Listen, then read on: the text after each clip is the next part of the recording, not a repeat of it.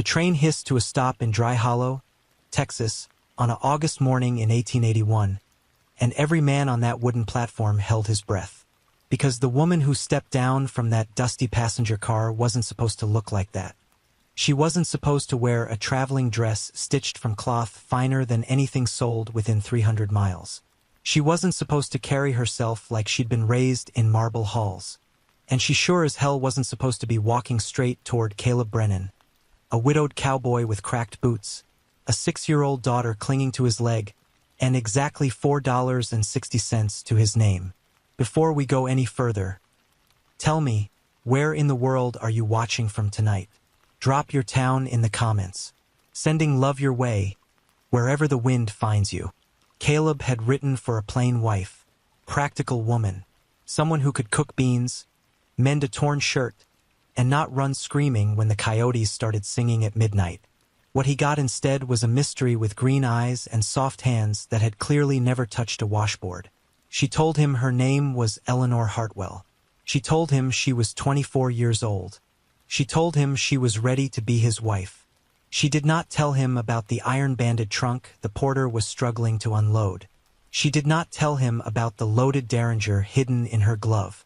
And she did not tell him that 3 men on horseback were already riding through the brush toward Dry Hollow hunting her. The wind in Dry Hollow always came from the west, dragging red dust and the smell of cattle hide across the boardwalks. On the morning Eleanor Hartwell arrived, that wind was so strong it pulled the hats off 3 men at once, and nobody bothered to chase them. They were too busy staring at her. Caleb Brennan stood at the far end of the platform with his daughter Sissy pressed against his hip. He was 29 years old, lean as a fence rail, with sun-browned skin and a jaw that hadn't been clean-shaved in nearly a week. He wore the only good shirt he owned, a faded blue cotton one his late wife Mary had sewn for him before the fever took her 2 winters back. Sissy clutched a small bunch of yellow wildflowers in her little fist. She'd picked them at sunrise. She'd wanted to give them to the new lady. Caleb had told her not to expect too much. He'd told her the woman coming on the train was probably going to be tired, plain, maybe even a little sad. That was the kind of woman who answered a marriage advertisement from a man like him. A man with calloused hands and a small ranch barely scraping by, hidden in a valley between 2 dry rivers. But the woman who stepped off that train didn't look tired. She didn't look plain. She looked like a painting come to life. Her hair was the color of dark honey, pinned up under a small green velvet hat with a single feather. Her dress was deep emerald, the kind of color Caleb had only ever seen on traveling actresses or in the windows of expensive hotels in Fort Worth. The fabric caught the morning sun and shimmered. She had a small leather valise in one gloved hand and a parasol tucked under her arm. She looked around the platform with calm, careful eyes, and when those eyes landed on Caleb, she did not flinch. She did not look disappointed. She simply walked toward him, slow and steady, like she'd been walking toward him her whole life.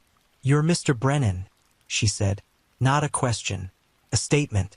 Caleb opened his mouth to answer, and for a long second nothing came out. He cleared his throat. "Yes, ma'am, Caleb Brennan. And this here is my daughter Sissy." Eleanor Hartwell knelt right there on the dusty platform without a second of hesitation. She lowered herself until she was eye to eye with the little girl. She smiled, and it was the kind of smile that reached all the way up into her eyes and softened something cold behind them. "Hello, Sissy," she said. "Are those flowers for me?" Sissy nodded, too shy to speak. She held them out. Eleanor took them like they were diamonds. "I think these are the prettiest flowers anyone has ever given me in my entire life," she said. And she meant it. Caleb could hear that she meant it. Behind her, the porter was struggling with something. A trunk, iron-banded, dark wood, heavy enough that he was sweating through his uniform trying to drag it down the steps. Caleb stepped forward to help, but Eleanor stood up quickly and turned. "Be careful with that, please," she said. Her voice was suddenly different, sharper, lower. "It's fragile." The porter nodded and adjusted his grip. Caleb frowned. The trunk did not look fragile. It looked like it weighed 200 pounds. He took one handle. The porter took the other. Together they lifted it down onto the boards, and Caleb felt the muscles in his back complain. Whatever was inside that trunk, it was not lace and Sunday dresses. "What you got in here, ma'am?" he asked, half joking. "Bricks." Eleanor smiled at him. The smile did not reach her eyes this time. "Books," she said. "I love to read." Caleb nodded slowly. He was a man who could read another man's face the way some folks read a Bible, and he knew, deep in his gut, that she was lying. But he also knew it was not his place to push. Not yet. Not on a platform full of staring strangers. He just touched the brim of his hat, gathered Sissy's hand, and said, "Wagons out front, ma'am. Let's get you home." They walked together down the platform, past the men who couldn't stop looking. Eleanor's gloved hand brushed against his arm. Her grip was tighter than it should have been, almost like she was holding on. It was only when they reached the wagon, only when Caleb turned to lift her up onto the bench, that he noticed something strange. Down at the far end of the dusty street, past the saloon and the livery, 3 riders had reined their horses in. They sat their saddles motionless, watching. Eleanor saw them too. Caleb felt her go still beside him. Just for a second, just long enough that he knew. She climbed up onto the wagon bench, settled her skirts, opened her parasol, and said, very softly, without looking at him, "Mr. Brennan, I think we should leave town now. Please." Caleb didn't argue. He didn't ask questions. He clucked his tongue, flicked the reins, and the 2 old mules pulled the wagon forward into the rutted road that led out of Dry Hollow. The town fell away behind them in a slow cloud of red dust. Sissy sat between them on the bench, her small body pressed against Eleanor's emerald skirt, fascinated by the strange fine fabric. For the first mile, nobody spoke. The only sounds were the creak of the wagon, the steady plod of hooves, and the distant cry of a hawk circling somewhere high above the scrub. Caleb kept his eyes on the road but his ears wide open. He was listening for hoofbeats behind them. He didn't hear any, not yet, but that didn't mean they weren't coming. He glanced sideways at Eleanor. She was sitting very straight, her parasol angled to shield her face from the sun, her gloved hands folded in her lap. But he could see her knuckles. They were white. She was gripping her own fingers so tight the leather of her gloves was straining. "Ma'am," Caleb said quietly, "I don't know what those men back there wanted, but I'd appreciate if you told me." Eleanor was silent for a long moment. The wagon rocked over a stone. Sissy yawned and leaned against her side, and Eleanor automatically lifted an arm to settle the little girl against her, like she'd done it 100 times before, like she had instincts she shouldn't have had. Caleb noticed that too. "I'd rather not say, Mr. Brennan," she finally answered. "Not on this road. Not where the wind could carry our voices." Caleb let out a slow breath. "Eleanor, if those men are looking for you, and they come to my ranch and my daughter is there, they won't find me there," she said quickly. "Not tonight. Probably not for several days. I was very careful, Mr. Brennan. Covered my trail. I changed trains 4 times. I gave a false name in St. Louis. The only person in this entire territory who knows my real destination is you. And the postmaster. And I paid the postmaster well to forget." Caleb stared at her. "Your real destination?" She didn't answer. "Eleanor," he said, slower now, "is Hartwell even your real name?" She turned her head and looked at him. The parasol cast a pale green shadow across her face, and her green eyes seemed to glow inside it. She held his gaze for a long, long moment, and then she said very quietly, "It is the name I would like you to call me, if that is all right." It was not an answer, but somehow, in the way she said it, it was enough. For now. Caleb turned his eyes back to the road. The ranch was still 2 hours out. The sun was climbing. The cicadas in the brush had started their dry rattling song. He thought about turning the wagon around, taking her back to the station, putting her on the next train and washing his hands of whatever trouble she'd dragged off the eastbound line. He thought about it for almost a full minute, and then Sissy, half asleep against Eleanor's side, murmured, "Pa, she smells like roses," and Caleb knew he wasn't turning around. The land flattened out into rolling brown grass, dotted with mesquite and the white bones of dead cattle. Caleb pointed things out without thinking, the way a man does when he's nervous and trying to fill the silence. That hill over there, that was where his father had buried his first horse. That dry creek bed, that was where Sissy had learned to walk. That stand of oaks on the ridge, that was where he'd built a swing for Mary when they first married. Back when there was money for such things. Eleanor listened. She really listened. She nodded in the right places. She asked questions. She asked about Mary, gently, the way a person asks about something precious. Caleb found himself talking more than he'd talked in 2 years. The ranch came into view around 3 in the afternoon. It wasn't much. A low timber house with a sagging porch, a barn that needed paint, a corral with 3 horses and a milk cow, a kitchen garden bordered by stones. The land around it was honest land but hard land. A man could work himself to bone on it and still come up short. Eleanor stared at the house. Caleb braced himself. He waited for the disappointment, the polite mask, the careful words about how charming it all looked. Instead she said, very softly, "Oh, Caleb, it's beautiful." He turned and looked at her. She wasn't lying this time. He could see it in her face. There were tears, actual tears, gathering in her green eyes, as if the sight of that battered little ranch with its sagging porch was the most welcome thing she had ever seen in her life. As if, after a long and terrible journey, she had finally come home. Caleb didn't understand. Not yet, but he was starting to. He helped her down from the wagon. He carried her valise inside, and then he went back out to lift the iron-banded trunk. He had to brace his knees to get it onto his shoulder. As he turned toward the house, his boot caught on a stone. He stumbled. The trunk slipped. The corner of it struck the edge of the porch step with a sharp, splintering crack. The latch broke. The lid fell open, and Caleb Brennan stood frozen on his own front porch, staring down at what spilled out across the boards in the afternoon sunlight. It was not books. It was gold. For a long moment, Caleb did not move. He could not move. He stood there in the slanting yellow light with the broken trunk at his feet and his mouth slightly open. The gold lay across the porch boards in heavy, dull, beautiful slabs. Bars. Real gold bars. Not coins. Not jewelry. Bars, stamped with marks he did not recognize. And beneath the bars, where the lid had flopped all the way open, he could see something else.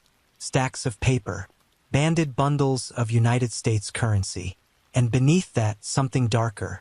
The black grip of a second pistol. And papers. Folded papers tied with red ribbon. Behind him, he heard the screen door creak.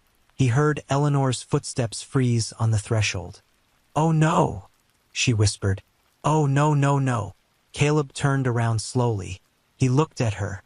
She was standing in the doorway with one hand pressed to her mouth, her green eyes huge above her glove. Sissy was peeking out from behind her skirts, curious, not yet old enough to understand what she was seeing. "Sissy," Caleb said, in a voice as calm as he could manage. "Honey, go to the kitchen.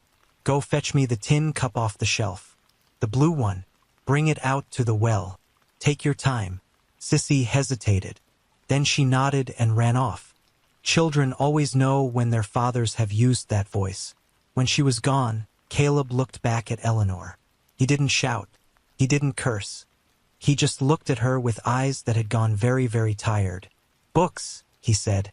"Caleb, you told me books." "I know. Eleanor." He took one step closer, lowering his voice. "There is more gold on my porch right now than I will see in 10 lifetimes of working this land. Whose is it?" She lowered her hand from her mouth. She stepped out onto the porch, careful of the spilled bars, and she knelt down. She began, very calmly, to gather them up and put them back into the broken trunk. Her hands were trembling, but her movements were precise, like a woman who had handled gold before, like a woman who knew exactly how much each bar was worth. "It's mine," she said, "every piece of it. I swear that to you on whatever you hold sacred. It is mine, Caleb. I did not steal it. I did not rob anyone. I did not cheat." "Then why are you running with it?" She looked up at him. The afternoon sun caught her face. She looked, for the first time, exactly as old as she really was. Tired, frightened, brave. "Because there are men who think it should be theirs," she said. "And they will kill me to take it." Caleb let out a long, slow breath. He sat down on the top porch step. He put his hat on the boards beside him. He rubbed his face with both hands. Then he looked at her again. "Tell me," he said, "all of it, right now." So she did. Her real name, she told him, was not Eleanor Hartwell. Her real name was Eleanor Vance. She was the only surviving child of Augustus Vance, a Philadelphia silver merchant who had made a great fortune during the war and an even greater one in the years that followed. Augustus Vance had died 8 months ago of a wasting sickness, leaving his entire estate to his daughter Eleanor. The will was witnessed. The will was legal. The will was clear. But Augustus Vance had a younger brother.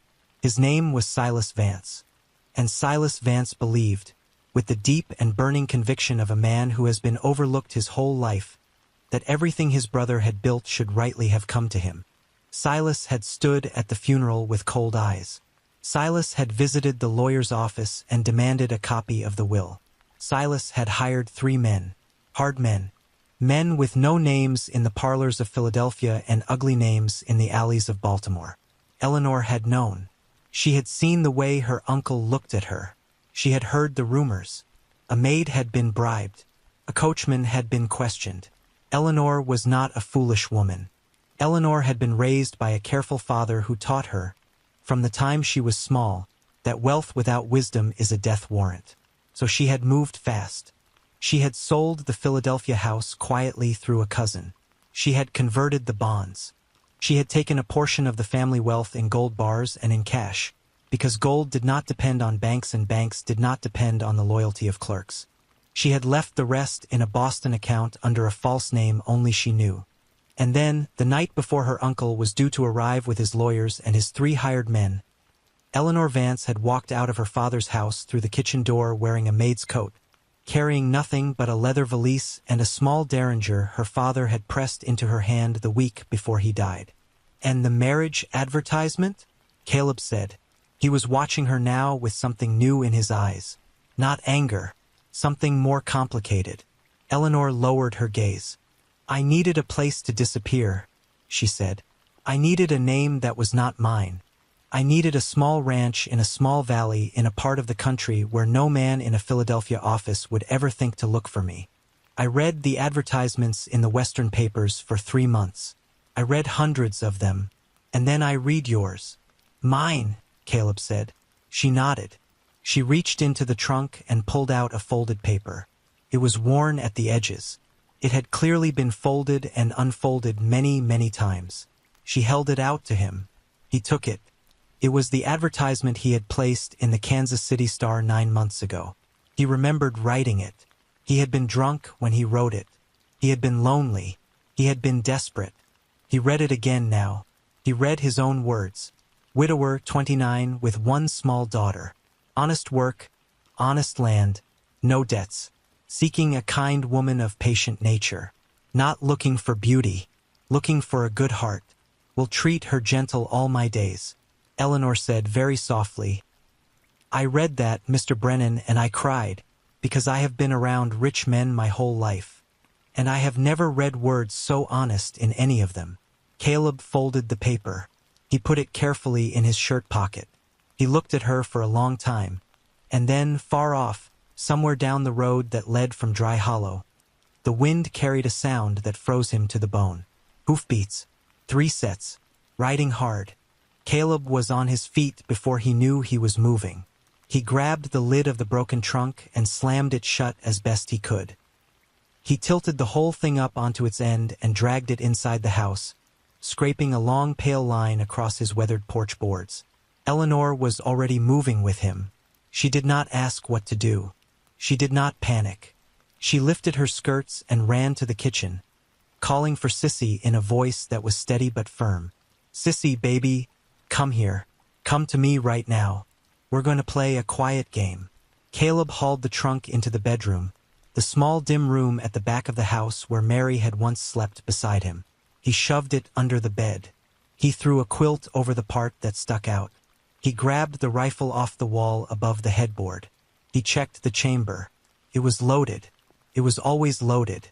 A man with a child on a lonely ranch did not keep an empty rifle.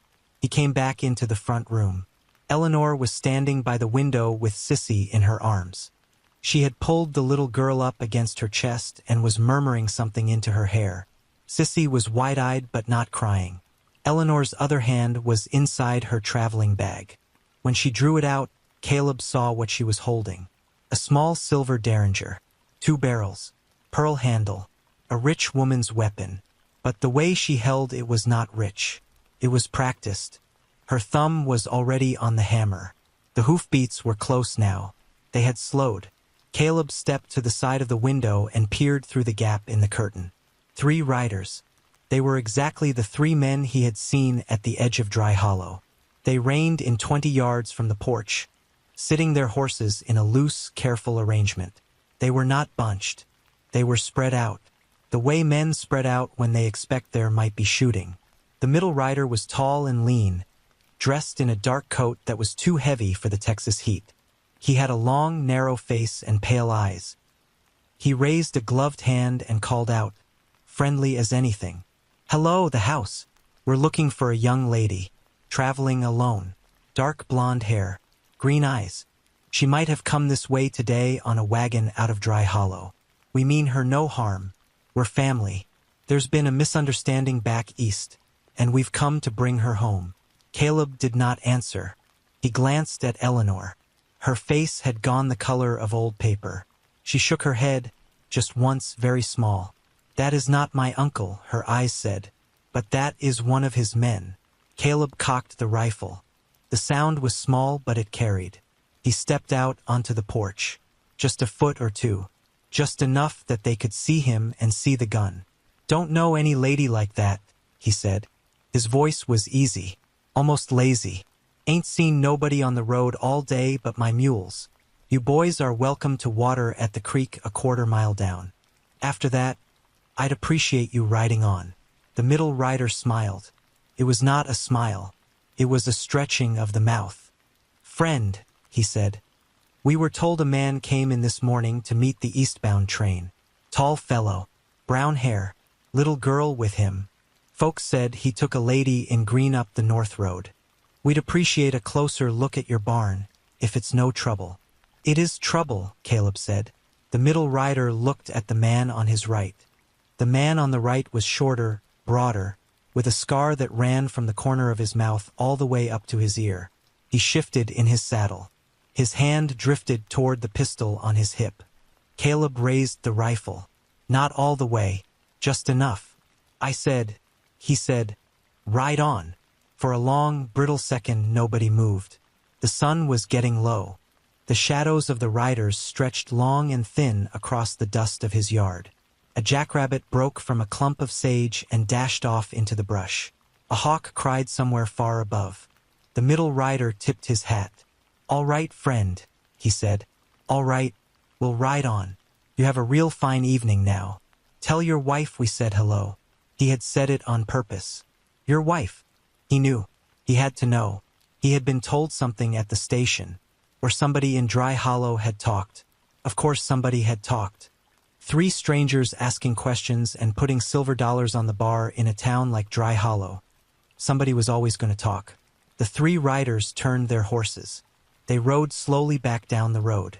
They did not look back. They did not need to. They were not leaving. Caleb knew it the way a man knows a storm is coming when the sky still looks blue. He stepped back inside. He closed the door. He slid the wooden bar across it. He drew the curtains. He turned to Eleanor. "They'll be back tonight," he said. "After dark. They'll come around through the brush. Probably split up. 1 on the barn, 1 on the kitchen, 1 on the bedroom window. That's how I'd do it if I was them." Eleanor was still holding Sissy. She had not lowered the derringer. Her face was set, calm. Far calmer than a woman in a parlor in Philadelphia had any right to be. "What do we do?" she asked. Caleb almost smiled. He almost did, because she had said we. He thought about it. He thought about it for one long moment. Then he set the rifle against the wall, knelt down in front of Sissy, and took his daughter's small face in both of his big rough hands. "Sissy, honey," he said, "remember the cellar? The one I told you was only for the worst storms." Sissy nodded. "It's a storm tonight, baby. The worst kind. I need you to go down there with Miss Eleanor. I need you to be the bravest little girl in Texas. Can you do that?" Sissy nodded again. Her bottom lip trembled, but she did not cry. Caleb stood up. He looked at Eleanor over his daughter's head. "Get in the cellar," he said. "Both of you. Bar it from the inside. Don't come out for any voice you hear except mine. And if you hear shooting—" He paused. He swallowed. "If you hear shooting and it stops and I do not come for you by sunrise, you take that derringer, you take my daughter, and you ride east at first light to the next town. And you do not look back." Eleanor stared at him. There were tears in her eyes again, but her voice, when it came, was steel. "No," she said. "I am not hiding in a cellar while you die for me, Caleb Brennan. I have run from these men once. I will not run from them again." And outside, in the long red light of the dying sun, the dust of 3 riders settled back over the road. And somewhere in the brush beyond the corral, very faint, came the sound of a horse being tied to a tree. The sun went down behind the western ridges, and the world turned the color of a bruise. Caleb did not light the lamps inside the house. He did not light the stove. He moved through the rooms in the gathering dark with the silence of a man who had once tracked Comanche raiders in his younger years and had never quite unlearned how to walk without making the boards creak. He had argued with Eleanor for 10 more minutes. He had begged. He had finally, in a low and tired voice, given up. She would not go in the cellar, but Sissy would. Sissy was tucked down there now beneath the kitchen floor with a candle, a blanket, a piece of bread, and a wooden doll Mary had carved for her when she was 3. The trapdoor was barred from the inside. Caleb had shown his daughter how to lift the latch and had made her promise, on her dead mother's name, not to lift it for any voice that was not his. Eleanor stood in the bedroom now by the window. She had taken off her emerald dress. She had unpinned her hair. She was wearing one of Mary's old shirts, sleeves rolled to her elbows, and a pair of Mary's old riding trousers. The clothes did not fit her well, but they did not need to. They simply needed to not shine in the dark.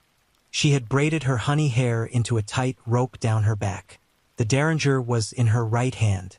A loaded Colt revolver that Caleb had pressed into her left hand was now resting on the windowsill beside her. She had told him, very quietly, that her father had taught her to shoot at the age of 11.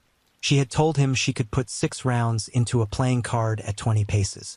Caleb had nodded, and he had believed her, because there was no longer anything about this woman that surprised him.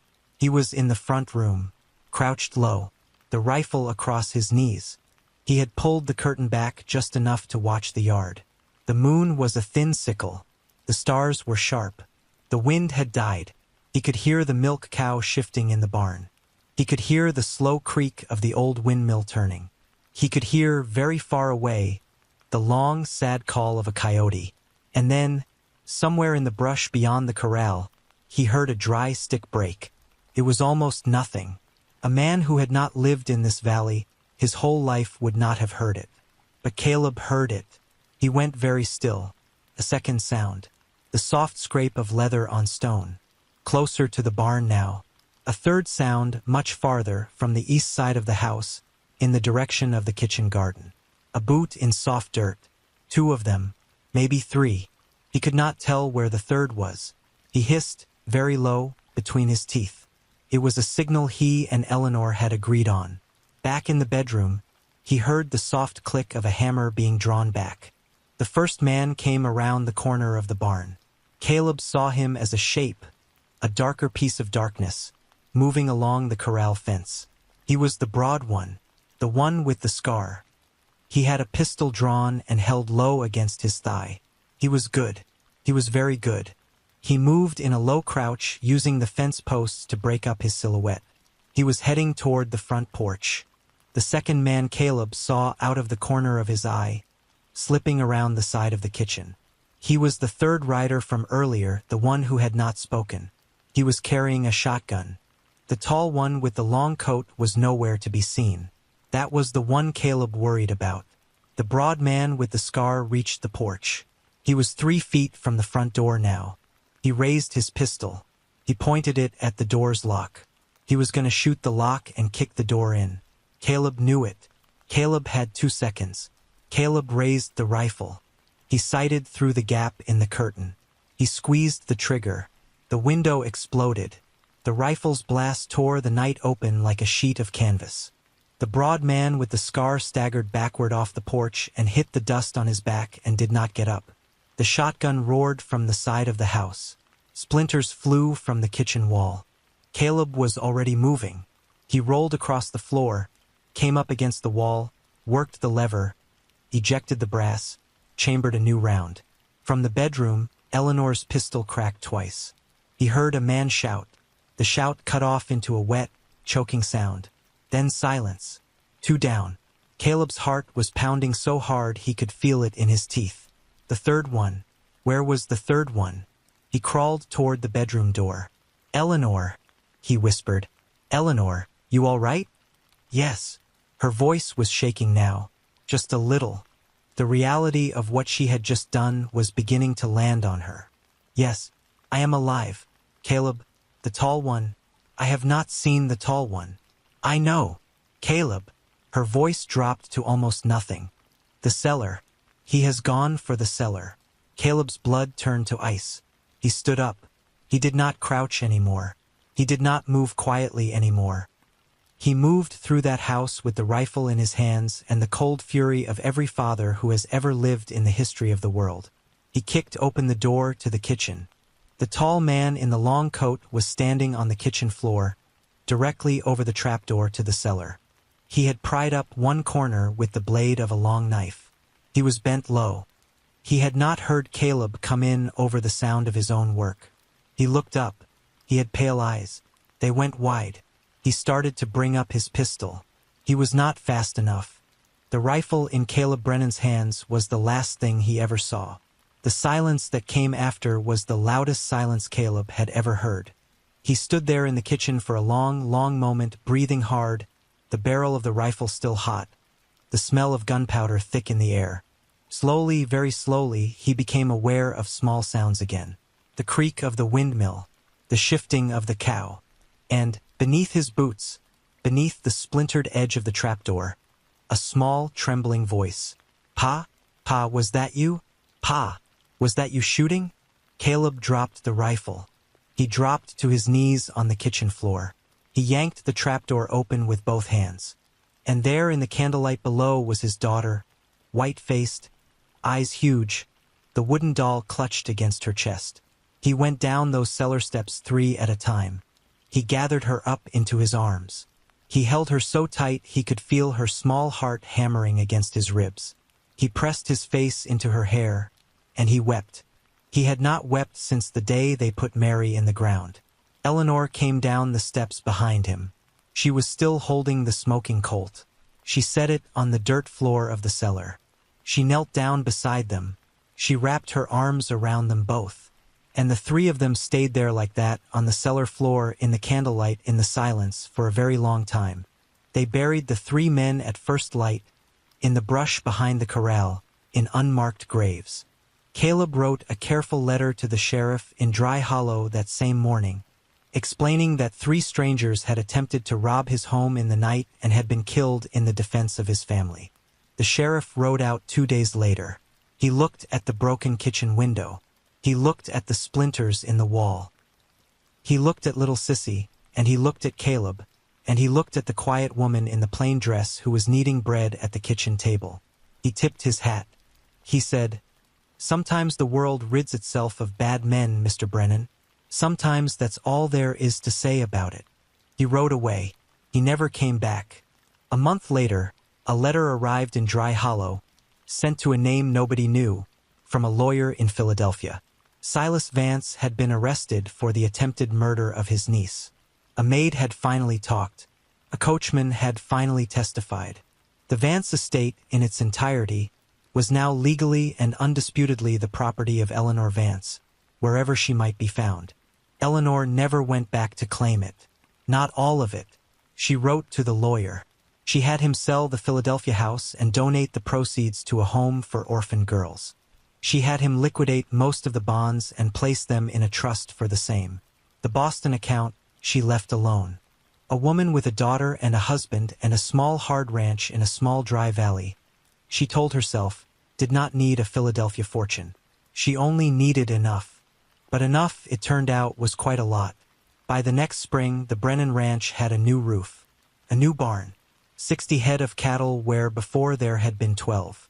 A schoolteacher had been hired for the children of Dry Hollow, paid for anonymously by a benefactor nobody could ever quite identify.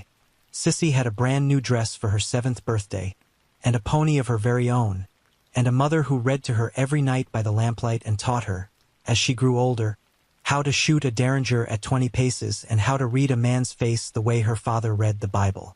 Caleb married Eleanor properly in the little white chapel in Dry Hollow on a Sunday in October.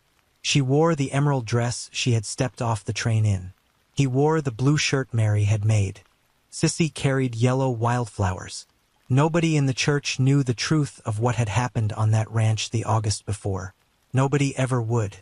And on quiet evenings, sitting on the new porch he had built with his own 2 hands, Caleb Brennan would sometimes look at his wife in the long red light of the dying sun, and he would shake his head, and he would smile. He had written for a plain wife, practical woman, someone who could cook beans and mend a torn shirt. What he had gotten was the love of his life, the courage of 10 men, a daughter saved, a home rebuilt, and a fortune neither of them had ever really needed. He had gotten everything. What would you have done in his place that morning on the platform when the woman who stepped off the train was not the woman you'd written for? Would you have turned the wagon around? Would you have asked the questions? Or would you, like Caleb, have simply lifted the trunk and taken her home? Tell me in the comments. And wherever in this wide world you're watching from tonight, sleep safe. The wind is still out there, and so are the stories. If the story moved you, leave a single word in the comments, the name of the town you'd ride to if you ever needed to disappear. We read every one.